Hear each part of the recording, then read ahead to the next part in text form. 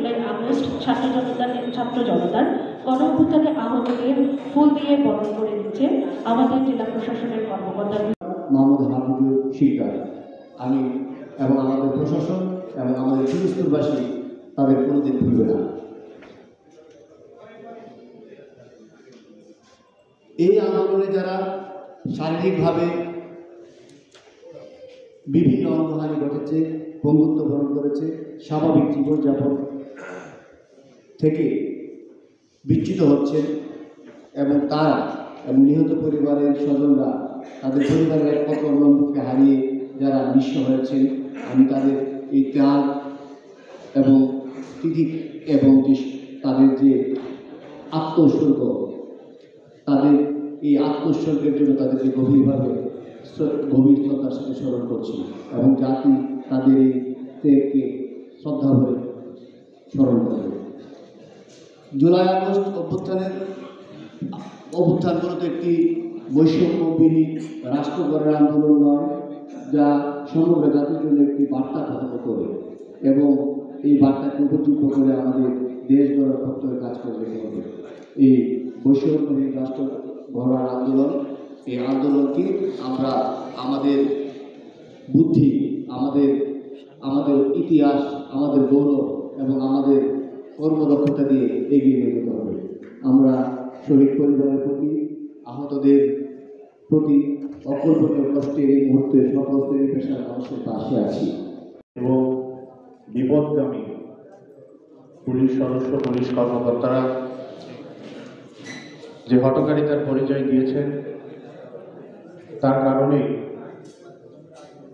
আজকে অনেক মায়ের কোল খালি হয়েছে, রাজপথে রক্ত ঝরেছে, অনেকের পঙ্গুত্ব বরণ করে দুর্বিষহ জীবনযাপন করছেন। আসলে পুলিশ হলো শক অবজারভার। গাড়িতে যেমন 4টা চাকায় শক অবজারভার থাকে, যার উপর ভর করে একটা গাড়ি চলে, ঠিক তেমন সমাজ, দেশ, রাষ্ট্রের এই শক অবজারভারটা হলো পুলিশ।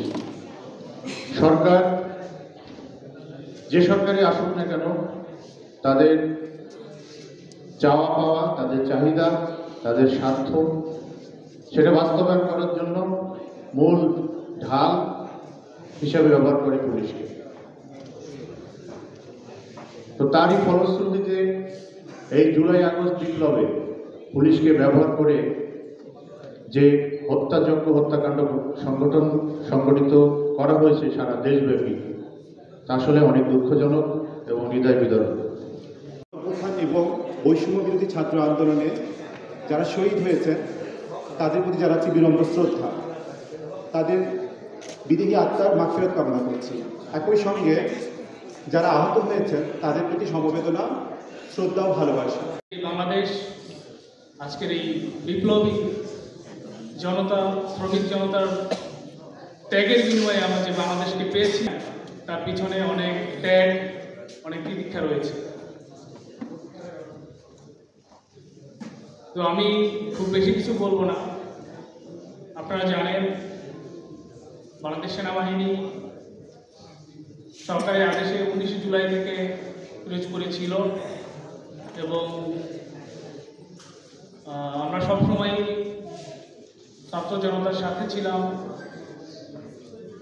এবং আপনারা যারা সামনে আছেন তারাই সাক্ষী হিসাবে কাজ করবেন যে আমরা কোনো কনফ্রন্টেশনে যাই না। অনেক রকমের আদেশ এসেছে, বাট বাংলাদেশ সেনাবাহিনী কখনোই দেশের জনগণের বিরুদ্ধে যায়নি এবং যাবেও না।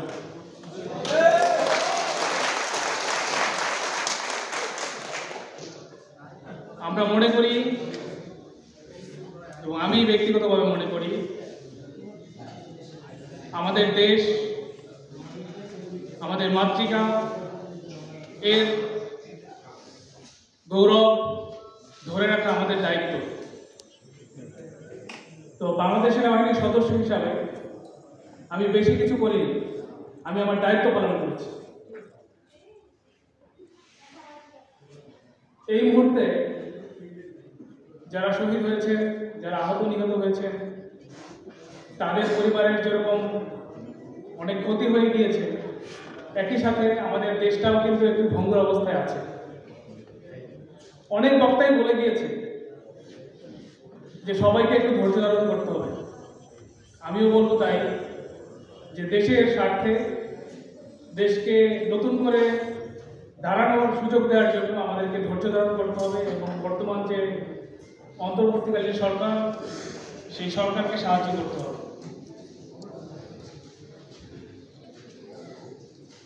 আমি আজকের এই মহতী অনুষ্ঠানে স্মরণ করছি সকল শহীদদের, যারা 9 দফা দিয়েছেন, যারা এক দফা দিয়েছেন, যারা আজকের এই দেশকে নতুন করে স্বাধীন করেছেন।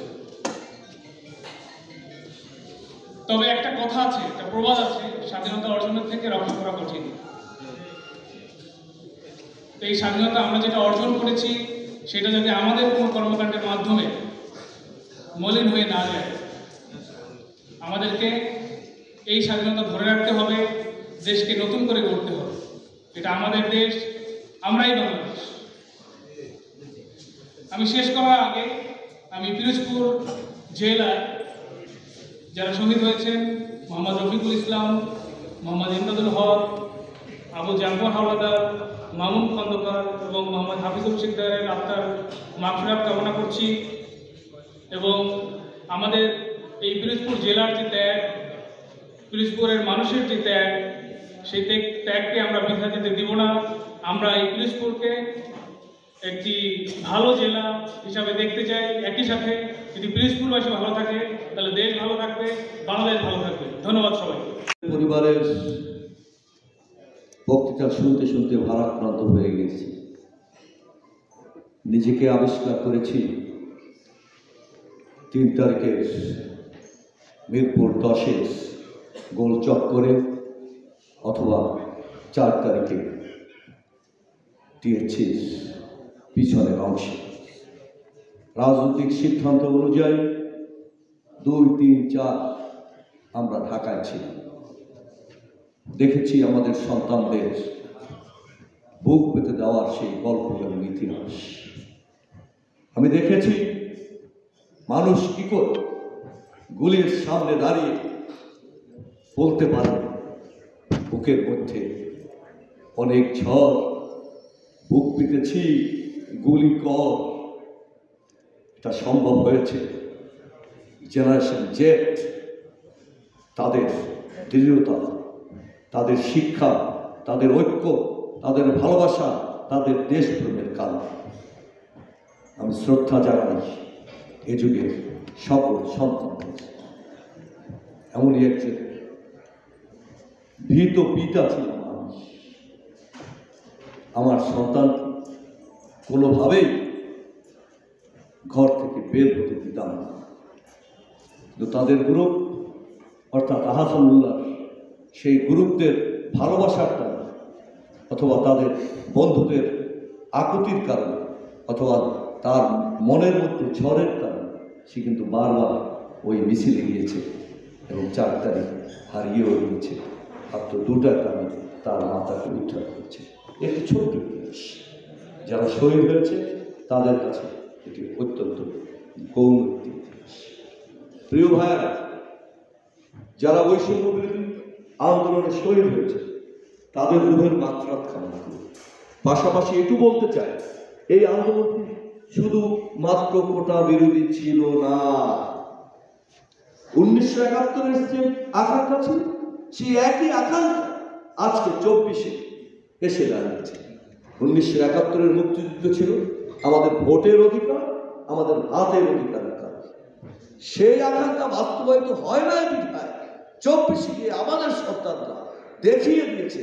দীর্ঘ 16 বছর আমরা যারা আন্দোলন করেছি, সহকর্মীদের শহীদ হয়েছে, আমাদের মতো ফরিদ ভাই বলেছে, আমি শুকরিয়া করেছি শেষবারের জেলখানায় যে হে আল্লাহ আমাকে চমৎকার একটি জায়গা দিয়েছেন, আমি রোজাগুলো রাখতে পেরেছি এবং তাহাজ্জুদ সহ সকল নামাজ আদায় করতে পেরেছি জেলখানায়। এটা শুকরিয়া করেছি আল্লাহর কাছে যে পুলিশ এত ভালো রাস্তা থেকে হেঁটে যায়, আমি নাকি বোম মেরেছি এবং বোম মেরে জেলা পরিষদের একটি জায়গা থেকে 2,500 টাকা আরো কি কি জানি চিন্তাই করেছে।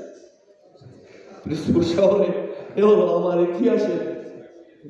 আমাদের সরোয়ার বলল যে ভাইয়া আসেন আমরা কোর্টে চ্যালেঞ্জ করি, সিসিটিভি ক্যামেরার মধ্য দিয়ে দেখা যায় যে বোম কোথায় শব্দ হয়েছে। বললাম লাভ নেই, স্বৈরাচার যখন সর্বোচ্চ পর্যায়ে যায় তার কোনো হিতাহিত জ্ঞান থাকে না। আমাদের করতে হবে নেসেসারি নো ল। এটা যদি আমরা করতে পারি, আমাদের প্রয়োজন কোনো আইন মানবে না, তাহলেই আমাদের বিজয় হবে। সেটি আমাদের সন্তানরা দেখিয়ে দিয়েছে। আমি শহীদদের প্রতি শ্রদ্ধা জানিয়ে একটি কথা বলতে চাই। একজন বক্তা, ব্যক্তিগতভাবে আমি তাকে চিনি, অত্যন্ত শ্রদ্ধাভাজন মানুষ। তিনি শহীদের ভাই, তার ভাই শহীদ হয়েছে। মঠবাড়িয়ার কথা বলেছেন। সারা বাংলাদেশে ছোটখাটো অনেক ঘটনা ঘটছে। আমরা আমাদের দলের পক্ষ থেকে আমাদের নেতা শহীদ রাষ্ট্রপতি জিয়াউর রহমান এর রক্ত আর রাজনীতির উত্তরাধিকার, এদেশের তিনি মুক্তিযুদ্ধ ঘোষণা করেছেন, তার সন্তান স্পষ্ট আকারে বলেছেন কোন দুর্নীতিবাজ আমার দলের নয়, পুলিশ তাদের গ্রেপ্তার করুক, প্রয়োজনে সর্বোচ্চ যারা এখানে রয়েছেন তারা গ্রেপ্তার করুক। আমরা যেটুকু পেরেছি বহিষ্কার করেছি, আর দায়িত্ব রাষ্ট্রের, আমাদের না। আপনারা ঠিক করেন। আমাদের দল থেকে কোনো অবস্থায় যদি তদবির হয় তাকেও বহিষ্কার করার সিদ্ধান্ত নিয়েছে আমার দলের চেয়ারপারসন। চিনি 17 বছরে অনেক কষ্ট করেছেন, যাকে 10 তালার উপর থেকে ফেলে দিয়ে তার মেরুদণ্ডর সমস্ত হাত ভেঙে দিয়েছে, যার চলার ক্ষমতা নাই, ধীরে ধীরে এখনো চলে, তার কোনো কাজ করার ক্ষমতা নাই, কম্পিউটারের সামনে দাঁড়িয়ে শুধু বাংলাদেশকে যিনি 22 ঘন্টা নিয়ন্ত্রণ করার চেষ্টা করে, যিনি আমাদের সাথে কথা বলে আন্দোলনের জন্য, যিনি এদেশের মানুষের ভাগ্য উন্নয়নের জন্য কথা বলেন, যিনি এদেশের মানুষের যুদ্ধের চেতনা বাস্তবায়নের কথা বলেন, তিনিই তো তারেক রহমান। তার সন্তানদের তিনি বহিষ্কারই করে ক্ষান্ত হননি, অনেক জায়গায় পুলিশের হাতে ধরিয়ে দেওয়ার সিদ্ধান্ত নিয়েছে। প্রিয় বাংলাদেশ, প্রিয় সন্তানরা, প্রিয় সুধীবন্ধু, আজ বাংলাদেশ নিয়ে ষড়যন্ত্র চলছে, এটা আমরা জানি। টাকার উপর ভাসছে Awami League, mega project, mega লুট। সেই টাকাগুলো আমরা একসময়, আমার গুরু রয়েছে কাসিমাল সাহেব, বলতেন কেজিবি, CIA কারা কোথায় কাকে নিয়ন্ত্রণ করে এটা জানে না। ঠিক তেমনি ভাবে আমরাও মনে করি আজকে কাকে নিয়ন্ত্রণ করছে অথবা অন্য কোনো সংস্থা কাকে নিয়ন্ত্রণ করছে সে হয়তো জানে না, কিন্তু ঘটনা তো ঘটছে।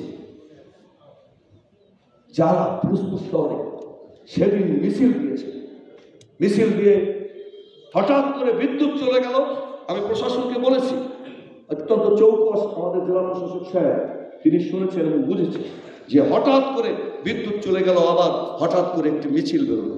মিছিল বেরোতে আপত্তি নাই, ছাত্রলীগ তো নিষিদ্ধ হয় নাই, বাংলাদেশ থেকে ছাত্রলীগ নিষিদ্ধ হয় নাই, হয়েছে সেই ব্যক্তিদের সংগঠন যারা আপনাকে পিটিয়ে পিটিয়ে হত্যা করেছে। মুক্তিযুদ্ধের আগের ছাত্রলীগ নিষিদ্ধ হয় না, নিষিদ্ধ হয়েছে যারা 104টা রেপ করে সেঞ্চুরি করেছে, সেই সংগঠন নিষিদ্ধ হয়েছে।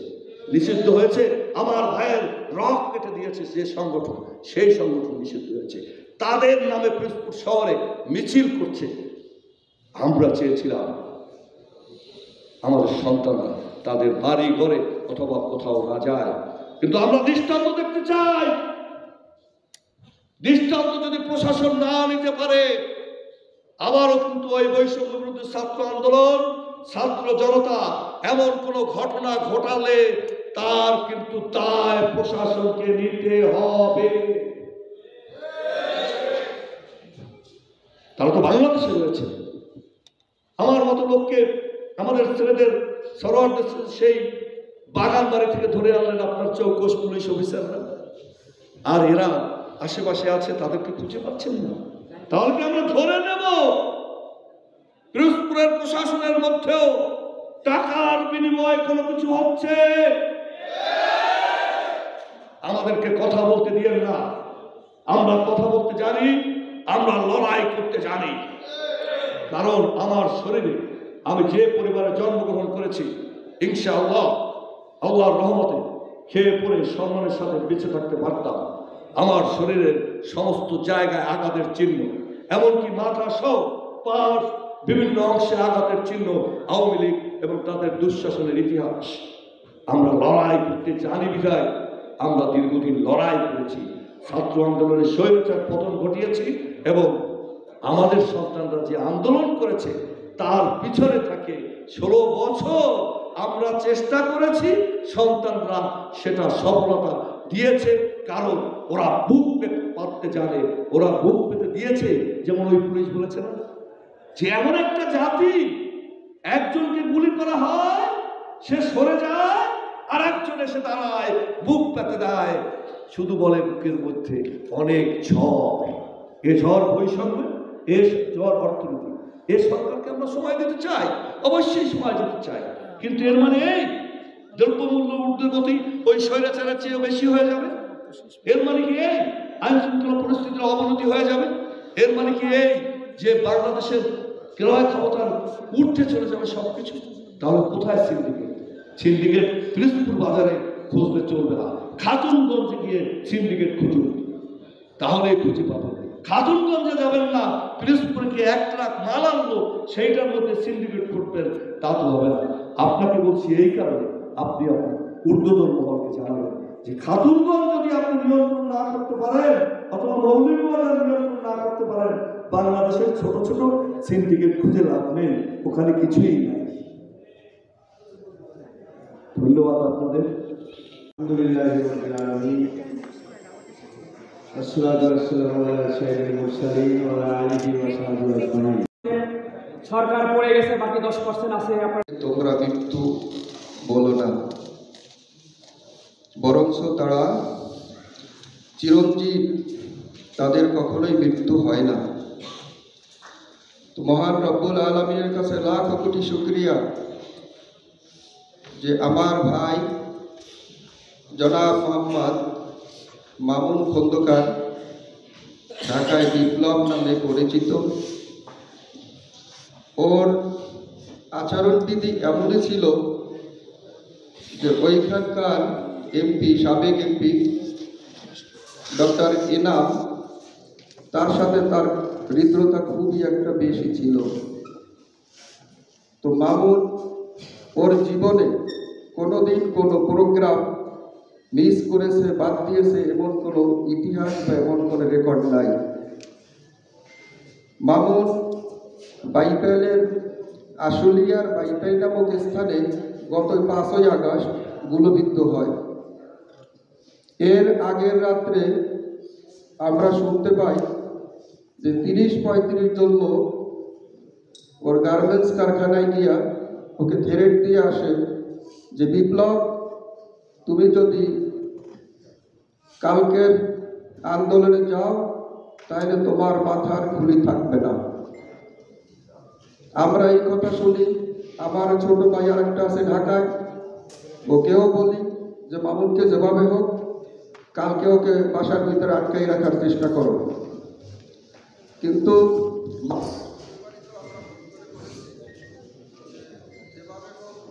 মামুনকে একটু চেক করার চেষ্টা করো। ওরা সাহায্য করার চেষ্টা করেছে, রাত্র থেকে সকাল 11টা পর্যন্ত রাখছে।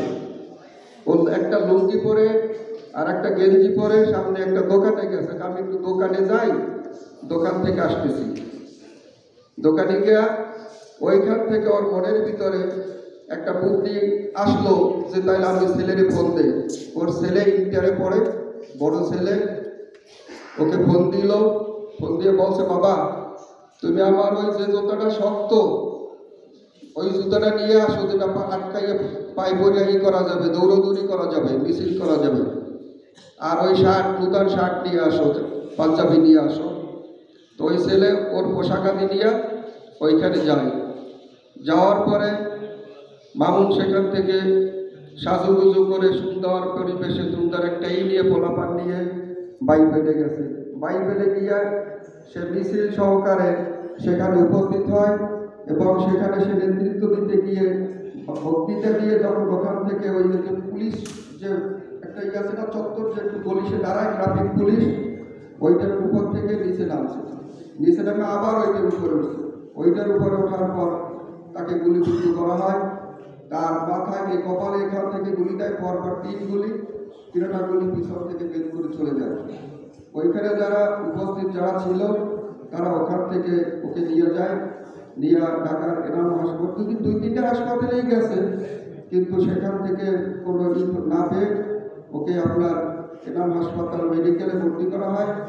এনাম হাসপাতাল মেডিকেলে সেখান থেকে সে 2 দিন পরে 7ই আগস্ট শাহাদাত বরণ করে। তো এই হল আমার ভাই মামুন খন্দকারের ইতিহাস। সে ওখানে ডাক্তার এনামের স্ত্রী, সে বলে আমরা কি হারাইলাম বলতে বলতে সে অজ্ঞান হয়ে পড়ে যাবে। প্রায় 40-45 মিনিট ছিল সে অজ্ঞান অবস্থায়।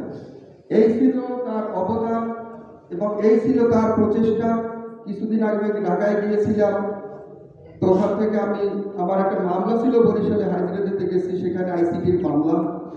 তো আমি আসছি সেখান থেকে পলাইয়ে আসছি, সাভারে এসে ওকে বলতে যে মামুন আমি চলে যাচ্ছি, হালমাউকে রেখে দিল যে ভাই যাইয়েন না, থাকে না 2টা দিন। তো আল্লাহর মাল আল্লাহ নিয়েছে, আমরা পারি আবেগ করতে, কান্নাকাটি করতে, অনেক কিছুর আশা করতে, আসলে ফল দেওয়ার মালিক আল্লাহ। আমি আজকে আবেগ আপ্লুত বাকরুদ্ধ কণ্ঠে একটা কথাই বলতে চাই, সেটা হলো যারা মারা যায় ওরা মারাই যায়, ওরা কিছু পায় না। শহীদ নূর হোসেনের কথা চিন্তা করেন, সেই স্বৈর শাসক এরশাদের আমলে তার পতন ঘটাইতে গিয়ে সে কিভাবে জীবন দিয়েছে, অথচ শেখ হাসিনা তো অনেক কিছু করেছে। ওর বাড়িতে কি করছে? ওর বাড়ি মঠ বাড়ি, আমার এলাকায় গিয়ে দেখে কি করছে, কিছুই করে না। তো এখন আপনাদেরকে এতটুকুই বলি যে আমাদের জন্য কিছু করতে হবে না। আমার ভাই যদি আজকে শহীদ না হতো, শাহাদত বরণ না করতো, তাহলে এইরকম একটা মহতি অনুষ্ঠানে আমার মতো লোক এসে দাঁড়াইয়া এইরকম ভাষায় এইরকম আবেগ আপ্লুত করতে পারতাম না। তো আল্লাহ রাব্বুল আলামিন আজকে যে আপনাদের সামনে আসার মতো, বসার মতো, 2 কথা বলার মতো তৌফিক দিয়েছেন, এই যে মহান আল্লাহ রাব্বুল আলামিনের কাছে লাখো কোটি শুকরিয়া। সবাই বলে আলহামদুলিল্লাহ। আজকে দুঃখ পরাক্রান্ত হৃদয় নিয়ে বলতে হয়, যারা জীবন দিয়েছে ওরা জীবন দিয়ে চলে গেছে, ওরা পাস্ট, ওদেরকে নিয়ে চিন্তা করার সময় কারণ নেই। ওদেরকে নিয়ে যে চিন্তা করবে এই রকমের লোক নেই। হয়তো এখন রাষ্ট্রযজ্ঞ তাদের মানে একটা ফায়দা লোটার জন্য, তাদের সুনাম সুখ্যাতির জন্য হয়তো আমাদেরকে বারবার ডাকে, আমরা আসি, কিন্তু আসলে আসা যাওয়া এটা যে কি সেদিন বরিশালে গিয়ে টের পেয়েছি, আসা যাওয়াটা কি। সবার কাছে করজোরে মিনতি থাকবে, এখানে যারা দায়িত্বশীল বা ঊর্ধ্বতন কর্মকর্তা যারা আছেন তারা একটা জিনিস খেয়াল করবেন যে শহীদ পরিবারের সাথে যেন কোনো প্রতারণা করা না হয়। তাদেরকে কি দিলেন, কি পাইলো কি না পাইলো সেটা নিয়ে ব্যথিত নয়, কিন্তু তাদের সাথে যেন কোনো প্রতারণা করা হয় না। যেখানে আসেন এইটা দেওয়া হবে ওইটা দেওয়া হবে, অথচ 0 to 0। কি কইছি কথা বুঝতে পারছেন? এই প্রতারণা আমরা চাই না, বৈষম্য চাই না। কে কি করেছেন দেখা যায় নেতার পিছনে হাঁটে, আমি আপনার জন্য এইটা করেছি, আর একজন বলে আমি এইটা করেছি। আসলে সত্যিকার অর্থে যার যার স্থান থেকে সে কিন্তু নেতার জন্য সময় দেয়, শ্রম দেয় এবং সেটা দাবিও করে। আমাদের দাবি দয়া, আমাদের চাওয়া পাওয়ার কিছু নাই। আমরা চাবো কার কাছে? যে আল্লাহ রাব্বুল আলামিন বলছে যে তোমরা ওদেরকে মৃত্যু বলো না, এর চাইতে আর চাওয়া পাওয়ার কি আছে? আপনারা সবাই মহান রব্বুল আলামিনের কাছে 2 হাত তুলে দোয়া করবেন যে হে আল্লাহ রাব্বুল আলামিন, যারা শাহাদাত বরণ করেছে এই পার্থিব জগতে কোনো কিছু দেওয়ার দরকার নেই, তুমি যদি ওই পারে তোমার ওয়াদা ঠিক রাখো, সেই যে পুরস্কার সেই পুরস্কার যেন তারা পাইতে পারে। বলে আলহামদুলিল্লাহ। একজন শাহাদাত বরণকারী সে তো অনেক লোক সুপারিশ করে জান্নাতে নিয়ে যেতে পারবে। তা আমরা যারা মুসলিম, আমরা যারা আল্লাহ বিশ্বাসী, আমরা যারা আল্লাহর প্রতি ঈমান এনেছি, রাসূলের প্রতি ঈমান এনেছি, আমরা অবশ্যই আমাদের চাওয়া পাওয়ার মূল যে স্থান সেটা হবে মহান রব্বুল আলামিনের দরবার। আমরা এই শহীদদের জন্য সকলে নামাজ পড়ে দোয়া করব। সবচাইতে বড় দুঃখের বিষয় সেটা হলো মঠবাড়ি, আমার মঠবাড়িয়ার কথা বলি, আপনারা কোন এলাকায় কি আছেন, কিরকম আছেন আল্লাহই ভালো জানে। আমার মঠবাড়িয়াতে এখন যে পরিমাণে হাউমা শুরু হয়েছে, দখলবাজ, চাঁদাবাজ, তারপর আপনার টেন্ডার মানে ওই ইসে ওই যে কান্টার, গাড়ির কান্টার দখল, ওই শহীদ পরিবারের কোনো লোক দিয়া যে আমি মারা গেছে, আমার ভাই মারা গেছে, মা মারা গেছে, বোন মারা গেছে, এটা আমার দরকার, এরকমের কেউ আছে? কেউ বলতে পারবেন এই সমাজে? এরা কারা? এই চক্র কারা?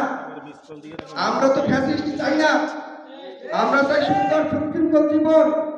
এই শেখ হাসিনার পতন ঘটাইতে গিয়া কত শত শত হাজার হাজার মানুষ জীবন প্রেরণ দিয়েছে, দেয়নি? বলেন না দেয়নি? অনেকে দিয়েছে, অনেকে শাহাদাত বরণ করার জন্য সামনে গিয়ে দাঁড়াইছে, গুলি লাগে না। অনেক পথচারী রাস্তায় দিয়ে হেঁটে যাচ্ছে, গুলি লাগছে, মারা গেছে, ঠিক না? তো আল্লাহ রাব্বুল আলামিন অন্তর্যামী, সে অন্তর করে বিচার করবে। আর আরেকটা বিষয় হলো যে মঠবাড়িতে অনুষ্ঠান হয়, বলে যে যারা শাহাদত বরণ করছে, মঠবাড়ির মাত্র 2টা লোক শাহাদত বরণ করছে, খন্দকার মামুন আর জাফর ভাই, না আবু জাফর ভাই তুষখালীতে। এই 2টা নাম কি বলা যায় না? নাম উদ্দেশ্য করে বলা না যায় না যে খন্দকার মামুন আর শাহাদত, এই যে জাফর ভাই, আবু জাফর ভাই শাহাদত বরণ করছে, আল্লাহ তুমি এদেরকে জান্নাতবাসী করো ভাই। এরকমের কোন মিটিংয়ে এরকমের কিছু হয় না। আর সবচাইতে ওই আশুলিয়া থানায় 3.5 লক্ষ ভোটার, ওইখানে স্বেচ্ছাসেবক দলের সাধারণ সম্পাদক ছিল এই মামুন বিপ্লব। কিন্তু সেই বিপ্লব মারা যাওয়ার পরে আমি বিএনপির নেতা কর্মীদেরকে বললাম যে আমার ভাই এরকম মারা গেছে, এইভাবে তারা ইচ্ছা করলে মঠবাড়িয়ার প্রাণ কেন্দ্র মঠবাড়িয়া উপজেলায় তাকে নিয়ে একটা জানাজার ব্যবস্থা করতে পারতো, যে আমরা আমাদের দলীয় লোক মঠবাড়িয়া শাহাদত বরণ করছে, আমরা একটু জানাজা দিতে চাই। ওনারাও বলে নাই, আমরাও মঠবাড়িয়া জানাজার ব্যবস্থা করিনি, আমরা বাড়িতে নিয়ে জানাজা দিয়ে কবরে রাখছি। তো অনেক কথা আছে যেগুলো বলবো না, বলতে গেলে বৈষম্য হবে। কাজেই ইশারা ইঙ্গিতে বলে গেলাম, আপনারা এটা মাথায় রাখবেন। আপনাদের কাছে আল্লাহ রাব্বুল আলামিন আমাদেরকে এমন অবস্থানে রাখে নাই যে কারো কাছে কারো দুয়ারে গিয়ে বলতে হবে যে ভাই আমাকে 200 টাকা দেন, 500 টাকা দেন। আমাদের ফ্যামিলিটা একদম অসহায়, একেবারে নিঃস্ব। আমাদের বংশটা খন্দকার বংশ, ঐতিহ্যবাহী ফ্যামিলি। আল্লাহ রাব্বুল আলামিন কবুল করেছে, যার জন্য সে তার ইচ্ছা মতো, তার চয়েস মতো সে উঠে গেছে। সর্বোপরি যে কথা সেটা হলো, মাননীয় সভাপতি মহোদয়, আপনি আমাদের জেলার কর্ণধার, আপনি আমাদের অভিভাবক এবং পুলিশ সুপার মহোদয়ের কাছে একটা করজোড়ে বিনতি থাকবে। আমি জেলা আইন শৃঙ্খলা এমপির প্রতিনিধি ছিলাম বেশ কয়েক বছর। তো সেই সুবাদে ডিসি স্যারদের সাথে, এসপি স্যারদের সাথে আমার সুন্দর একটা পরিবেশ ছিল এবং তাদেরকে যখন যেটা বলছি তারা সেটা শুনছে। আমি আইন শৃঙ্খলা ছাড়া তাদের কাছে কোনো কিছু দাবি করি না। আমি আমার মঠবাড়িয়ার পরিবেশটা যাতে সুন্দর থাকে সেই জন্য আমার পুলিশ সুপার মহোদয়কে বলবো যে এখনো ওই দুর্বৃত্তরা রয়ে গেছে এবং মঠবাড়িয়ায় অস্ত্র যথেষ্ট পরিমাণে অবৈধ অস্ত্র ঢুকেছিল, সেই অস্ত্রগুলোও এখনো আছে। তো আপনাদের বিচক্ষণতা দিয়া, মেধা দিয়া আমাদেরকে যাতে আমরা শান্তিতে থাকতে পারি, সেই একটা আনন্দঘন সুন্দর একটা পরিবেশ মঠবাড়িয়াকে আপনি উপহার দেবেন। বাকি উপজেলাওয়ালারা তারা আবার আলাদাভাবে দাবি করবে। তো এখন আমি আমার বক্তব্যে এলোমেলোভাবে গুছিয়ে কিছু বলতে পারি না, যে হঠাৎ করে আসছি, আর ঠান্ডা কয়েকদিন অসুস্থ ছিলাম, মুখও শুকাইয়ে যায়, জিভও শুকাইয়ে যায়, কথা বলতে কষ্ট হয়। তো যদি কোনো ভুল ত্রুটি হয়ে থাকে আপনারা আমাকে নিজ নিজ গুণে ক্ষমা করে দেবেন। আমি চাই ডক্টর ইউনূস যতদিন এই বাংলাদেশে আওয়ামী লীগের যত নেতা আছে, স্বৈরাচাররা আছে, ততদিন পর্যন্ত সে আইন চালাই যাবে। আর বাংলাদেশের পুলিশ অফিসার, বাংলাদেশের সেনা বিমান বাহিনী যত বাহিনী আছে তাদের কাছে আমার অনুরোধ করে বলছি, এই আওয়ামী লীগ সরকারের যত নেতা আছে তাদেরকে না দেওয়া পর্যন্ত বাংলাদেশে কোনো নির্বাচনের দরকার না। আমার ছেলে হাবিবুর রহমান সিকদার বেলা 2টার সময় পোস্ট অফিস পল্লীর মুখে স্বৈরাচার হাসিনার কর্মীরা তারা গুলি করে ছাদের উপরে থেকে গুলি করে আমার ছেলের এই গায়ের পাশে বাদে আর গায়ের পাশে আমি বাড়ায় ছিলাম, খবর পাইলাম আমার ছেলে গুলিবিদ্ধ হয়েছে। আমি ওই দিন আমাদের শনিবার 3 দিনের বৃষ্টি ছিল, এই বৃষ্টিতে দৌড়ে যাইতেছি আমি দীর্ঘ 1 বছর আমি বাড্ডা এলাকায় থাকি। আমার ছোট বড় সবাই কিছু না কিছু ছিলে, তারা বলতেছে দাদা আপনি দৌড়ান কেন, এই বলতেছে টাকা আপনি দৌড়ান কেন। আমি আমার ছেলে আমি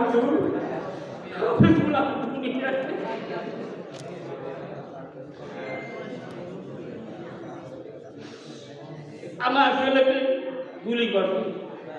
ওই পোস্ট অফিস করে তাকে দেখি তার জুতো দৌড়াতে লাগলো 300 টাকা দিয়ে কোনো জুতো কিনে দিয়েছিলাম, জুতো দৌড়া দিয়ে ঠিক করে দিতে আমার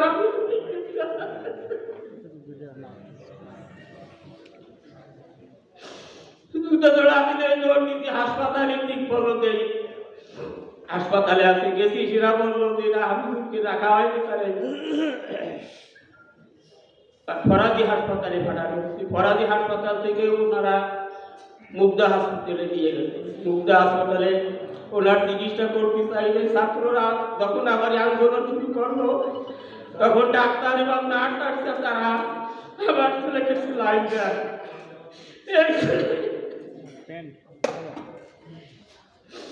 লাইন দেওয়া অবস্থায় আমার ছেলে মারা যায়। তখন আমার ছেলেকে নিয়ে গেছিল সুমন, ওই সুমন বলে যে কাকা আপনারা কোন ভাষায় বলবো,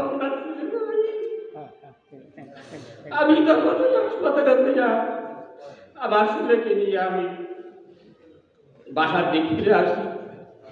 তখন পুলিশ আলাদেরকে বললাম যে বাবা আমার ছেলেকে একটু আমার বাসায় নিয়ে যায়। তারা বলে যে কাকা আমি যদি আপনার ছেলেকে নিয়ে যাই, আপনার ছেলেরও পোড়াবে, গাড়িটাও পোড়াবে। ওই দিন 21টা গাড়ি মুগদা মেডিকেলের 21টা গাড়ি পোড়াই দিয়েছিল। তখন আমার ছেলেরা রিক্সায় করে নিয়ে গেছে,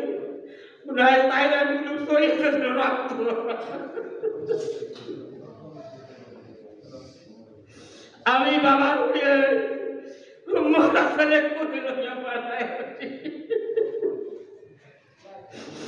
আমার ছেলের বিয়ে দিয়েছি, 2টা ছেলে আছে,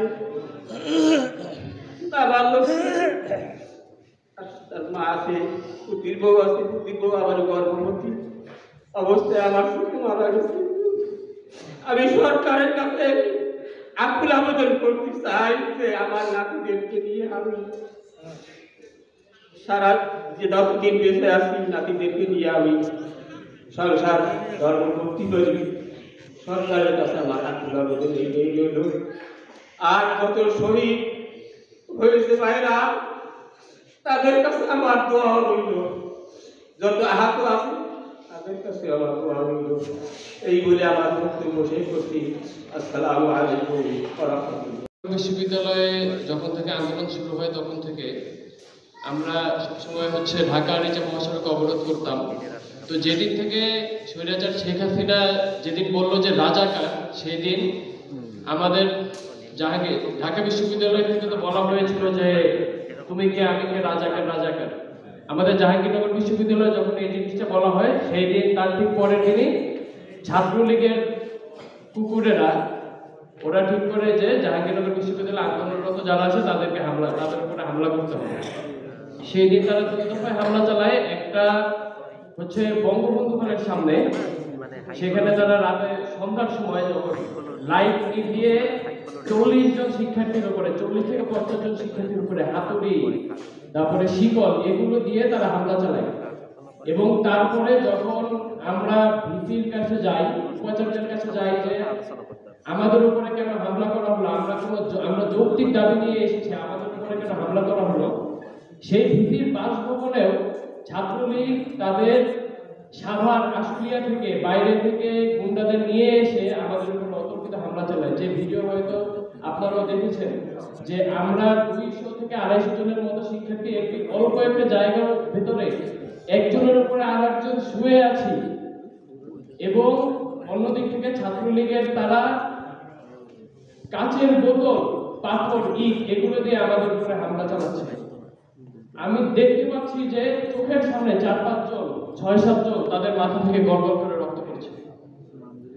এরপরে এই ঘটনার পরে 17 জুলাই যেদিন হচ্ছে আমাদের হল ভ্যাকেট করে দেওয়া হয়, অর্থাৎ বিশ্ববিদ্যালয় অনির্দিষ্টকালের জন্য বন্ধ ঘোষণা করা হয়, সেই দিন আমরা রাস্তায়, বিশ্ববিদ্যালয়ে নামি এবং আমাদেরকে 4টা পর্যন্ত সময় দেওয়া হয় যে এই সময়ের ভেতরে আপনারা হল ছেড়ে যাবেন। যদি আপনারা বিশ্ববিদ্যালয় ছেড়ে এই সময়ের ভিতরে না যান তাহলে আমরা আপনাদের উপরে হামলা করতে বাধ্য হব। তো আমরা ছাত্ররা তখন বিশ্ববিদ্যালয়ের বিভিন্ন পয়েন্টে অবস্থান করি এবং 4:30টার সময় পুলিশ অতর্কিতভাবে তারা টিয়ার সেল এবং স্প্লিন্টার নিক্ষেপ করা শুরু করে এবং ফায়ার গ্রেনেড নিক্ষেপ করা শুরু করে। তো 5টা থেকে 5:30টার ভিতরে আমাদের যে গ্রুপটা আমরা ছিলাম হচ্ছে ওয়াজেদ মিয়া বিজ্ঞান গবেষণা কেন্দ্রের সামনে। তো ওইখানে আমরা হচ্ছে পুলিশদের থেকে ইটপাটকেল ছুটতে থাকি এবং তারা হচ্ছে আমাদের দিকে এই যে টিয়ার সেল নিক্ষেপ করতে থাকে এবং স্প্লিন্টার নিক্ষেপ করতে থাকে। হঠাৎ করে তারা সামনে পুশ করে এবং এই যে স্প্লিন্টার ছুটতে পুশ করে, এবং তখন একটা গুলি এসে আমার এই যে কানের এখানে লাগে, একটা গুলি এখানে লাগে আর আরেকটা গুলি লাগে পেটে। তো এখানে গুলো আমার শরীরে টি শার্ট ছিল দেখে আমার গায়ের গুলোতে জখম হয়নি, কিন্তু সেখানে ফুলে গিয়েছিল, কালো হয়েছিল। কিন্তু কানেরটার জন্য আমার হচ্ছে কিছুদিন সমস্যা হয়েছিল। এরপর আমি বাড়িতে আসি 26 তারিখে এবং পিরোজপুরে এখানে যে আন্দোলন হয় সেখানে আমি অংশগ্রহণ করি। তো 2 তারিখ পিরোজপুরে 2 আগস্ট আন্দোলন করার পরে শনিবার 3 তারিখ আমি যখন দেখলাম যে আমি বাসায় বসে আছি, তো দুপুরে ভাত খাওয়ার পরে আমি দেখলাম যে ঢাকার আন্দোলন আসলে একটা অন্য পর্যায়ে চলে গিয়েছে। তো আমার কাছে মনে হলো যে এখন যদি আমি পিরোজপুরে অবস্থান করি তাহলে মানে আমার নিজের কাছে আমার জিনিসটা এই লাগছিল যে আমার ভাইরা এখন ঢাকায় অবস্থান করছে, আমি ঢাকায় যদি এখন না যাই। তো আমি তারপরে গিয়ে আমার আব্বুর কাছে বললাম, আমি শিওর ছিলাম না, যে আমি ধরে নিয়েছিলাম যে আমার আব্বু আমাকে বলবে যে না তুমি যেতে পারবে না এমন কিছু। তো আমি গিয়ে বললাম যে আব্বু আমার তো ঢাকাতে আন্দোলনের অবস্থাটা এখন খুবই উত্তেজনায় আছে, হয়তো সেখান থেকে পতন হয়ে যাবে, আমি ঢাকায় যেতে চাই। তো এই জিনিসটার পরে তখন তো প্রচুর গলাগলি হচ্ছিল। এই জিনিসটা আমি কখনো ভুলবো না যে আমার বাবা আমাকে লিটারেলি বলেন যে তুমি কখন যাবা, যদি যাও তাহলে আজকেই চলে যাও, কারণ কালকে থেকে কারফিউ হবে। এরকম বাবা যারা আছেন এই আন্দোলনে, আমি কৃতজ্ঞতার সাথে স্মরণ করি সেই সব বাবা মায়েদের যারা তাদের সন্তানদেরকে রাজপথে পাঠিয়েছেন। তারা তোয়াক্কা করেননি, তারা দেশের জন্য তাদের সন্তানকে বিসর্জন দিয়ে দিয়েছেন। তারপরে আমি 4 তারিখে যাই, সেদিন অসহযোগ আন্দোলনের যখন ডাক আসে সেই দিন, এবং তারপরে 5 তারিখ আমরা হচ্ছে লং মার্চ টু ঢাকায় যখন যাই। 4 তারিখ রাত্রেবেলা আমরা 3 জন বন্ধু একসাথে একটা বাসায় ছিলাম, খুবই মানে আত্মগোপন অবস্থায়, কারণ কখন পুলিশ চলে আসবে বলা যাচ্ছিল না। তো আমরা 3 বন্ধু আমাদের 3 জনের বাসার নাম্বার শেয়ার করে রাখি, কিন্তু কেউ জিজ্ঞাসা করছে না যে কেন বাসার নাম্বার শেয়ার করতে দিস, কারণ আমরা জানি যে কালকে আমরা যে বের হচ্ছে আমাদের হয়তো যে কোনো কিছু হয়ে যেতে পারে। তো আমরা বের হই, আমরা যখন জাহাঙ্গীরনগর থেকে সাভার পর্যন্ত যাই তখন সামনে দেখি আমরা পাকিজা গার্মেন্টসের ওখানে পুলিশ অবস্থান নিয়ে আছে, ওরা টিয়ার সেল মারছে। তা আমাদের সামনে শিক্ষকরা ছিলেন, শিক্ষকরা তারা যান সামনে। তো শিক্ষকরা ওখানে পৌঁছানোর আগে পুলিশ আবার টিয়ার সেল মারে। তখন ছাত্র জনতা সবাই মিলে তাদের দিকে টেনে যায়। তো দুইবার টিয়ারশেল বর্ষণ হয়, প্রথমে একবার তখন আমরা পেছনে হাঁটি, তারপরে আবার আমরা সামনে আগাই, তখন আবার পেছনে হাঁটা হয়। তো এর পরের পর যখন আমরা সামনে আগাই তখন থেকে আমাদের উপরে লাইভ রাউন্ড ফায়ার করা শুরু হয়। আমাদের উপরে লাইভ রাউন্ড ফায়ার করা শুরু হয়। পুলিশ ফাঁকা গুলি করছিল, কিন্তু আমরা দেখছিলাম যে আমরা সামনে আছি, পুলিশ উপরে গুলি করছে, কিন্তু আমাদের এখানে ভাইরাস। তো আমি গিয়ে দেখতে পারি যে ওর এই যে ঠিক এখান থেকে গুলিটা ঢুকে এবং এখান থেকে তার গুলিটা বের হয়ে যায়। তো তখন আমরা বুঝতে পারি যে সেটা হচ্ছে স্নাইপিং করে মারা হচ্ছে। তো এরপরে আমরা তো শুনতে পারি যে শেখ হাসিনা পালিয়ে গিয়েছে এবং আমরা তখন গণভবনের দিকে যাই। তো আমি একটা জিনিস বলতে চাই, আপনি যদি এখনো ঢাকা মেডিকেলে বা ঢাকার হাসপাতালগুলোতে যান, আপনি এখনো দেখবেন যে জুলাই আগস্টের যে আন্দোলন, সেই আন্দোলনের শহীদ, সেই আন্দোলনে যারা আহত হয়েছে তারা এখনো সেখানে এখন অনেকের হাত কাটা গিয়েছে, অনেকের পা কাটা গিয়েছে, এখনো তারা হাসপাতালের বিছানায় বসে আত্মচিৎকার করছে। কিন্তু আমরা এখনো দেখতে পাই যে ক্ষমতার লোভে বিভিন্ন রাজনৈতিক দল নিজেদের যে এজেন্ডা বাস্তবায়ন করার চেষ্টা করছে। কিন্তু এখন কিন্তু আমরা যদি আমাদের ফ্যাসিবাদের বিরুদ্ধে বিপ্লব এভাবে আমাদের আবার মনে করে দেওয়ার জন্য আসলে এগুলো দেখতে আসলে ভালো লাগে যে আমাদের এখনো মানুষ ভুলে নেই। আমি চাই এটা বাংলাদেশ ইতিহাসে যেন এটা ইতিহাস হয়ে থাকে। আসলে আমি দেখলাম এক ভাইয়ের হাতে গুলি লাগছে, এক ভাইয়ের চোখ তার গুলি লাগছে, এর থেকে আমি মনে হয় অনেক সুস্থ আছি। কিন্তু তাদের সাথে আমাকে যে ডাকছে, আমার নিজে লজ্জা লাগতেছে যে আমি তো তাদের থেকে সুস্থ আছি। সো আমি কি বলবো যে এরকম একটা 17 বছরের একটা যে বিভীষিকাময় একটা দেশের একটা অবস্থা করে দিয়ে গেছে একজন। সো এরপরে আমরা তারপরে যারা ছিলাম, আমাদের জনগণ, প্রাপ্তবয়স্ক জনগণ, আমরা কি করছি, এগুলো সহ্য করছি। কিন্তু আমাদের তো রক্ত গরম আর কি মাথা ঠান্ডা, তো আমরা এগুলো দেয়ালে অনেক লিখছি।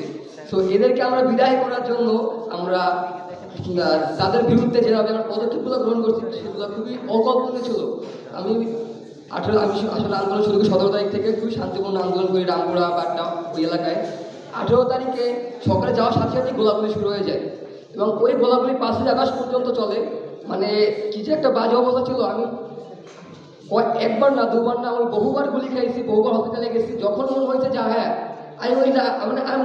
আমি দাঁড়াইতে পারবো, আমি যাইতে পারবো, তখনই আমি গেছি। এবং একটা টাইম 18 তারিখের কথা, আমার বুকে প্রায় 15 থেকে 20টার মতো ছোড়া বুলেট লাগে। আমি সাথে সাথে জ্ঞান হারাই যাই। তো আমার তখন তো ভাইয়েরা যারা ছিল আমার সব যোদ্ধা, তাদের যুদ্ধ নিয়ে তারা ব্যস্ত। তো আমাকে 2টা আপু, যাই হোক, তারা আমাকে টেনে নিয়ে রাস্তায় রাখছে। দেন তারা আমাকে বেলাকে এক হসপিটালে নিয়ে গেছে। যাক, এরপর আমি আমার অক্সিজেন নিয়ে রাখবো প্রায় 2 ঘন্টার মতো। তো এরপরে আমি যখন মনে হচ্ছে আমার পারফেক্ট, আমি আবার যেতে পারবো, সো আমি আবার গেছি। তো ওই সময় একটা খুবই অনাকাঙ্ক্ষিত ঘটনা ঘটে যায়, সেটা বিটিভির সামনেই। তো আমার ছোট ভাই, এটা ইম্পেরিয়াল স্কুলে পড়তো। তো ও ইট মারতে ছিল একটা গুলি এসে এখান থেকে বের হয়ে যায়। আমি তার পাশে পুলিশের যে ব্যারিকেড ছিল প্লাস্টিকের, ওই নিচে আমি ইট মারতেছিলাম আর বসে করতেছিলাম। বাট ও দাঁড়ায় যে মারতেছিল। সো এক পর্যায়ে এখানে লেগে এখান থেকে বের হয়ে যায়। জিনিসটা এত ভয়াবহ ছিল যে আমি বিশ্বাস করতে পারতেছি না আমার সামনে আমার একজন সহজা মারা যাইতেছে, তো আমি কিছু করতে পারতেছি না। আমাকে তখন সব থেকে নিষ্ঠুর মানুষটা মনে হয়েছে। তো এরকম করে আমরা এখানে ক্রেডিটটা শুধু ছাত্রদের দিব না, আমি এখানে মাদ্রাসা ছাত্র, স্কুলের ছাত্র আছে বা জনগণ যারা করছে তাদের কথা আমরা আসলে ভুলবো না। 80-90 বছরের এক মুরব্বী, উনি মাথায় পাথর বোঝাই করে এই বস্তা নিয়ে এসে বলে, বাবা তোমার পুলিশ দেশ, তোমরা যেভাবে করো পুলিশে তোমরা কি বলে যে তাদের আক্রমণ থেকে তোমরা নিজেদের রক্ষা করো। এরকম অবস্থা। আমার মায়ের মতো বয়সী ছিল, সে আমাদের পানি নিয়ে আসে, বাবা পানি খাও তুমি, আমাদের যে বোনের মতো। তারা অবশ্য যুদ্ধে অংশগ্রহণ করতে না বলো, তারা ছিল যুদ্ধের মূল পার্ট, তারা ছিল আমার জন্য অনুপ্রেরণা। যারা আমাদের বোনদের কথা আমরা বলি না সমাজের মতো, ওরা ছিল আমাদের পিছনের জন্য মূল হাতিয়ার। ওরা যে আমাদের জন্য করছে, ওরা যেভাবে আমাদেরকে ইন্সপিরেশন দিচ্ছে, এগুলো আসলে এখনো যদি রাত্রে ঘুমাতে যাই, বাসের সাথে যখন মাথাটা লাগাই, মনে হয় গোলাগুলির সাথে চলতেছে, এরকম একটা অবস্থা। সো আমরা এত কষ্ট করে আমাদের একটা বিপ্লব আমরা করাতে পারছি। ওই মুহূর্তে আর কি পুলিশ আমাদের উপর নিরস্ত্র আমরা ছিলাম যারা, তাদের উপর গুলি বর্ষণ করে। ওই একটা গুলি এসে আমার হাতে লাগে, বাম হাতে লেগে এফোর ওপর হয়ে আমার হাতের হাঁটি ভেঙে যায়। তো তৎক্ষণাৎ আমাকে ওখান থেকে পঙ্গু হাসপাতালে নিয়ে যায়। পঙ্গু হাসপাতালে গিয়ে ওখানে দেখি আমার আরও শরণার্থী যারা আছে ভাই বোনেরা, তারা ওখানে আরও এর আগে আহত হয়ে হাসপাতালে পৌঁছেছে। তো হাসপাতালের অবস্থা খুবই খারাপ ছিল, প্রপারভাবে সবাই ট্রিটমেন্ট পাচ্ছিল না। তা যাই হোক, সন্ধ্যার পরে আমি যাই, আমার ট্রিটমেন্ট শুরু হয় রাত 2টার দিকে। তো ওই পর্যায় থেকে ওই যে দিনটা ভোলার মতো না। আর আমাদের উপর যে পুলিশ যেভাবে আক্রমণ করেছে, কোনো দেশের নাগরিকের উপর কোনো পুলিশ এভাবে করে আক্রমণ চালাতে পারে না। তো যাই হোক, আমরা আমাদের আন্দোলনে সফল হয়েছি। শেখ হাসিনা 5 আগস্ট পালিয়ে গিয়েছে, কিন্তু এখনও তার দোষরা দেশে রয়ে গেছে। এই ব্যাপারে আমাদের সরকারকে সচেষ্ট ভূমিকা রাখতে হবে, যেন এই দোষরা আবার যেন আওয়ামী লীগ সরকারকে কোনোভাবে পুনর্বাসন না করতে পারে। আমরা প্রয়োজন হলে সবাই আবার একত্র হয়ে আবার এই স্বৈর শাসকের বিরুদ্ধে আমরা সবাই সোচ্চার হয়ে দাঁড়াবো। সবার প্রতি আমার বিনীত অনুরোধ থাকবে, সবাই আবার আমাদের জাতীয় প্রয়োজনে সবাই যেন আবার এক হয়ে আমাদের সামনে লড়াই যেন লড়তে পারি। আর যারা এই জুলাই আগস্টে আহত এবং শহীদ হয়েছেন, তাদের আহতদের সুস্থতা কামনা করছি, এবং যারা মারা গিয়েছেন তাদের আত্মার মাগফিরাত কামনা করছি। আসসালামু আলাইকুম, সবাই ভালো থাকবেন। যে আন্দোলন ছিল বৈষম্য বিরোধী ছাত্র আন্দোলন, এই আন্দোলনটা প্রথম দিকে ছিল কোটা বিরোধী। আপনারা জানেন এই আন্দোলনটা আমাদের আন্দোলনটা ছিল একেবারেই ন্যায্য, এবং এই আন্দোলনটা আমাদের শোষণ, নিপীড়ন, এরকম বৈষম্য যারা করছিল তাদের বিরুদ্ধে। ফ্যাসিস্ট হাসিনা এবং তার দোসররা জানেন অত্যন্ত বাজেভাবে আমাদেরকে নির্যাতিত এবং নিপীড়িত করেছে। আমরা 5ই আগস্ট তাদের বিরুদ্ধে খুব শক্তভাবে তাদেরকে বাংলাদেশ থেকে বিতাড়িত করতে পেরেছি, কিন্তু তাদের দোসররা এখনও বাংলাদেশে আছে। এই দোসরদের কারণে বাংলাদেশের বিভিন্ন জায়গায় এখনও অরাজনৈতিক নৈরাজ্য সৃষ্টি করছে তারা, এবং তাদের বিভিন্ন কর্মকাণ্ড আমরা ইতিমধ্যে দেখতে পাচ্ছি। আমি চাই আমাদের এই আন্দোলন যাতে বিফলে না যায়। আমাদের এই বৈষম্য বিরোধী ছাত্র আন্দোলনে এবং গণ অভ্যুত্থানে সকল আহত ও শহীদ পরিবারের কাছে আমার একটাই আবেদন, এবং সকল কর্মকর্তা বিন্দুদের কাছে আমার আবেদন যে আমরা যেন এই গণ অভ্যুত্থানকে কখনো অসম্মান না করি। আমরা যেন এই অভ্যুত্থানকে সকলেই অত্যন্ত সম্মানের চোখে, এবং অনেকেই আছে যে আমি বিভিন্ন জায়গায় গিয়েছি, তো সেইখানে অনেক কর্মকর্তা বৃন্দ আছে এখনও তারা আওয়ামী লীগের কথা বলে। অনেকেই বলে যে তুমি কেন আন্দোলনে গিয়েছিলে, বা তোমরা কেন গিয়েছিলে, কি দরকার ছিল।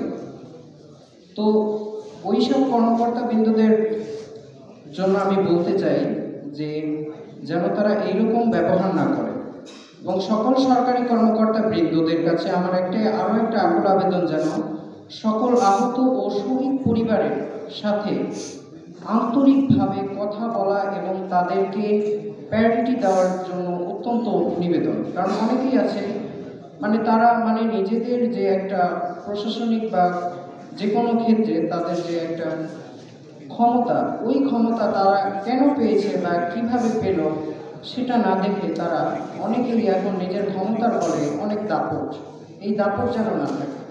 আওয়ামী লীগ ছিল, আওয়ামী লীগকে যে কয়বার বাংলাদেশ পুনর্বাসন করেছে সেই কয়বারই ঠিক ততবারই নতুন করে একটা ইতিহাস হয়েছে। এখনও অনেকেই চাচ্ছে, অনেক লোক এখন কিছু দল বলেছে অলরেডি যে আমরা আওয়ামী লীগকে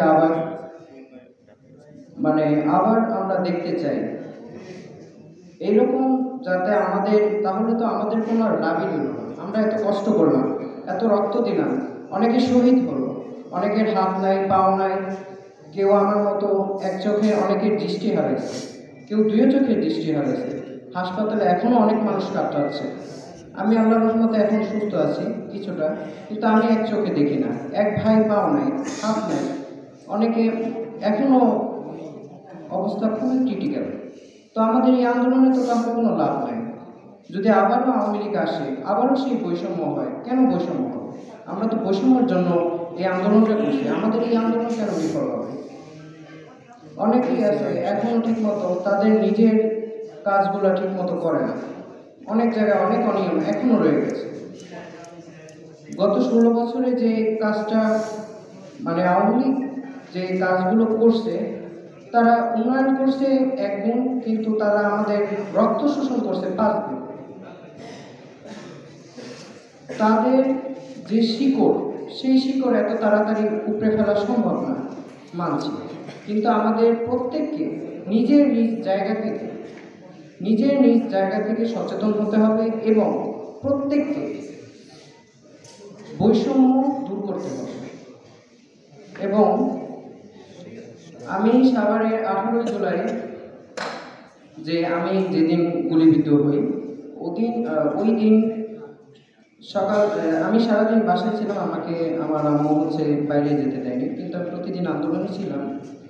তো ওই দিন একটা ভিডিও ক্লিপ আমার কাছে আসছে, ওই ভিডিও ক্লিপ দেখার পর আমার আর সহ্য হয়নি। ওই ভিডিও ক্লিপটা ছিল একটা মেয়ের, যে মেয়েটা গুলিবিদ্ধ হয়, ওই আপুটা গুলিবিদ্ধ হওয়ার কারণে তার ফুল বডি রক্তে ভেজা ছিল।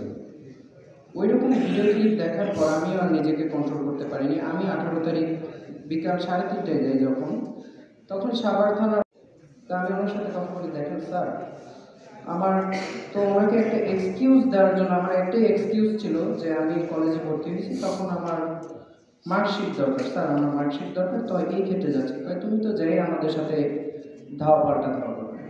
জি না স্যার, সরি স্যার। এই কথা বলার পর তারপরে উনি বলছে যে 5 মিনিটে যাবো আর আসবো। উনি আমাদের উপরে, আমি যখন ওভারব্রিজ থেকে নামি, উনি আমাদের উপরে ওনার পুলিশ বাহিনী উপর মহলের নির্দেশে আমাদের উপরে অতর্কিতভাবে হামলা চালায়। এবং ওই দিন জাহাঙ্গীরনগর বিশ্ববিদ্যালয় এবং সাভারে অত্যন্ত একটা ভয়াবহ দিন ছিল এবং রাত ছিল ওই রাতটা। আর আমি যেদিন গুলি খাই 18 জুলাই বিকেল 5:30, ওই টাইমে পুলিশ আমাদের দিকে সাউন্ড গ্রেনেড দিয়েছিল এবং লাইভ বুলেট। আমার পাশে আল্লাহ বাঁচাইছে আমারে, যে লাইভ বুলেট 9mm যেটা ছিল ওইটা আমার লাগেনি। তো রাইফেল দিয়ে অতর্কিতভাবে আমাদের উপরে গুলি বর্ষণ করে, তো আমরাও ধাওয়া এক পর্যায়ে ছিল। তো আমাকে যখন গুলি করছে রাস্তার মাঝখান থেকে পুলিশ, তখন পুলিশ বলে যে ও মারা গেছে, ওরা আর গুলি করার দরকার নেই। ওনারা মনে করছে যে আমি ডেড।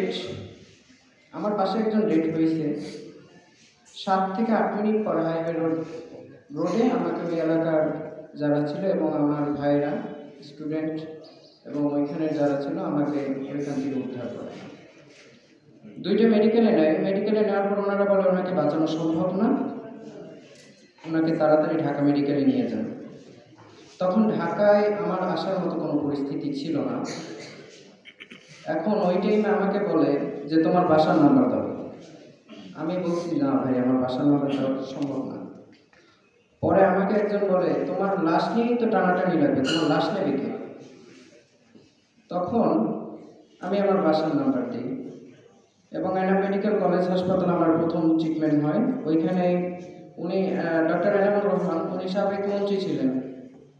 উনি পুলিশদেরকে ফ্রি চিকিৎসা, ফ্রি ট্রিটমেন্ট দিয়েছে, আর ছাত্রদেরকে 1 টাকা বাকিও দেয়নি। ওষুধ এবং যাবতীয় যা নগদ টাকা এবং নগদ অর্থ প্রদান করার পরেই আমাদের ট্রিটমেন্ট হয়েছে। ফার্স্ট ইয়ারের ছাত্র এই কথা বলছি, বলে কেন আন্দোলনে গেছে, আন্দোলনে তোমার যাওয়ার দরকার কি? তখন হাসপাতাল কর্তৃপক্ষকে অনেক অনুনয় বিনিময় করার পর তারা ট্রিটমেন্ট দিতে রাজি হয় এবং 7 দিন সিসিতে থাকার পর তারপরে আমার পেছনে সাভার মডেল থানা এবং সাভার আওতাধীন সাভারের রেঞ্জে ডিবি আমাকে অ্যারেস্ট ওয়ারেন্ট আমার বাসায় নিয়ে আসে। আমার বাসায় 5 থেকে 6 দিন রাতের বেলা অভিযান চালায় আমাকে গ্রেফতার করার জন্য, কিন্তু আলহামদুলিল্লাহ আমাকে তারা ধরতে পারেনি। আমি অত্যন্ত আত্মগোপনে ছিলাম এবং তাদের হাত থেকে বাঁচার জন্য অনেক, এমনকি খাটের নিচেও লুকানো ছিলাম। বাসায় যদি কেউ আসতো খাটের নিচে থাকতাম, কখনো বাইরে বের হতাম না। আমার বাসার পাশে যদি কেউ থাকতো, আমাকে কেউ জানতোই না যে আমি বাসায় আছি, জানতো ঢাকায় আছি, ঢাকা মেডিকেলে ভর্তি। ঢাকা ইসলামিয়া ইস্পাহানি চক্ষু হাসপাতালে আমাকে রেফার করে। আমার চোখের অবস্থা খুবই গুরুতর ছিল। যদি ওই টাইমে ঠিকমতো ট্রিটমেন্ট দিত, এখন মনে হয় আলহামদুলিল্লাহ চোখটা দেখলাম। কিন্তু আল্লাহ যা চায় বা উপরে আল্লাহ তো একটা লিখে রাখছে, ঠিক সেটাই হবে। ওই টাইমে ইসলামী ইস্পাহানি চক্ষু হাসপাতালে আমার ট্রিটমেন্ট দেয়নি। ওনারা বলছে যে আমাদের দ্বারা এই ট্রিটমেন্ট দেওয়া সম্ভব না, আপনি জাতীয় চক্ষু ইনস্টিটিউট চলে যান। তো ওইখানে যাওয়ার পর ওইখানে ডাক্তারও বলে যে আমাদের এখানে বর্তমানে এই ট্রিটমেন্ট দেওয়া সম্ভব না। তবে একটা ডাক্তার ছিল, উনি খুবই ভদ্র এবং খুবই নম্র ছিল। উনি অত্যন্ত গোপনে আমার ট্রিটমেন্ট করেন। উনি বলছে যে আপনি প্রতি 1 সপ্তাহ পর পর আয়সা আমাকে দেখায় যাবেন, কিন্তু যদি কেউ জিজ্ঞেস করে যে আপনি কিসের আহত বা কীভাবে আপনার চোখের সমস্যা, তো আপনি বলবেন আপনি সাধারণ লোক। কারণ ওই টাইমে যদি আমি বলি তাহলে, কারণ জাতীয় চক্ষু ইনস্টিটিউটে ওই টাইমে ওই সময় পুলিশ যাইতো, এমনও রোগী আমি নিজে চোখে দেখছি যে গুলি খাইছে, রক্ত পড়তেছে, এমন টাইমে কোনো ইমার্জেন্সি ট্রিটমেন্ট দেওয়ার কোনো পুলিশ এতটাই উত্তেজিত ছিল যে তারা ডাইরেক্ট অ্যারেস্ট, কোনো কথা নেই। এমনও লোক আছে যে কারাবন্দি থাকার কারণে তার চোখ উঠে ফেলতে হয়েছে। অনেকেই আছে যে পায়ে গুলি খাইছে, পাও কেটে ফেলতে হয়েছে। যদি তাদের ওই টাইমে সঠিক সুস্থ ট্রিটমেন্ট দেওয়া হইতো তাহলে থাকতো। আমাদের এই ট্রিটমেন্ট বিষয়ে সরকার এখনও ঠিকমতো কাজ করছে কিনা, স্বাস্থ্য মন্ত্রণালয় অনেক কাজ করতেছে, কিন্তু এখনও ঠিকমতো সঠিক কার্যক্রম সম্পন্ন করেনি তারা বলছে। স্বাস্থ্য অধিদপ্তর থেকে বলা হয়েছে যে আহতদের যারা আহত আছে তাদেরকে সুস্থ চিকিৎসা এবং উন্নত মানের চিকিৎসা দেওয়া হবে। ডাক্তার হচ্ছে নেপালে, মেড ইন চায়নার ডাক্তার আসছে। এমনও খবর আছে যে ডাক্তার আসছে তারা বাংলাদেশের থেকে পড়ালেখা করছে, তাহলে ওই ডাক্তার আনার তো কোনো মানেই নেই। আর চক্ষু রোগী হচ্ছে প্রায় 1200+। এই চক্ষু রোগীদের জন্য ডাক্তার আসছে একটা চক্ষু স্পেশালাইজড। তো এই 1200 রোগী যদি উনি একদিন করে অপারেশন করে, 2.5 বছরের উপরে টাইম লাগবে তার, কিন্তু উনি কোনো অপারেশন সম্পন্ন করেন, উনি শুধু দেখা বাংলাদেশ জাতীয় চক্ষু ইনস্টিটিউট। আজ আমরা এখানে হাজির হয়েছি এক গভীর শোকের মুহূর্তে, কিন্তু এই শোকের মধ্যেই লুকিয়ে আছে গৌরব আর প্রেরণার অগ্নিশিখা। 2024 সালের জুলাই আগস্টে ছাত্র জনতা অন্যায়, শোষণ ও নিপীড়নের বিরুদ্ধে যে রক্তাক্ত লড়াই করেছিল তা ছিল নতুন একটি ভোরের সূচনা। সেই লড়াইয়ে আমাদের সহপাঠী, আমাদের ভাই বোনেরা নিজের জীবন তুচ্ছ করে আমাদের জন্য ভবিষ্যৎ রচনা করেছিল। তাদের কেউ কেউ শহীদ হয়েছেন, কেউ চিরদিনের জন্য বয়ে বেড়াচ্ছেন লড়াইয়ের দাগ। আমরা কিভাবে তাদের ভুলতে পারি? তাদের এই আত্মত্যাগ কেবল ইতিহাসের গল্প নয়, এটি আমাদের জন্য এক জীবন্ত দায়িত্ব। তারা চেয়েছিলেন এমন একটি সমাজ যেখানে থাকবে ন্যায় বিচার, অধিকার ও স্বাধীনতার স্বাদ, থাকবে না কোনো বৈষম্য। আজ আমাদের শপথ নিতে হবে তাদের সেই স্বপ্ন বাস্তবায়ন করতে আমরা নিজেদের সর্বস্ব দিয়ে লড়াই চালিয়ে যাব। শহীদের রক্ত আমাদের মাটিতে মিশে আছে, আমাদের হৃদয়ে জ্বলছে তাদের সাহসের আলো। আসুন আমরা প্রতিজ্ঞা করি তাদের সেই আত্মত্যাগ বৃথা যেতে দেব না। তাদের প্রতি গভীর শ্রদ্ধা, তাদের সাহসিকতা আমাদের চিরন্তন করে দেব না।